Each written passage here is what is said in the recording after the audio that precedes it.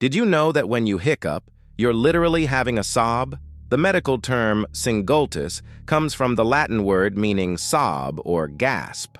Ancient Romans noticed these same involuntary spasms and thought they looked like crying without tears. Your diaphragm is basically having an emotional breakdown, contracting and releasing like someone who can't catch their breath from weeping. So next time you get the hiccups, remember you're experiencing what Romans 2,000 years ago described as your breathing muscles throwing a dramatic tantrum.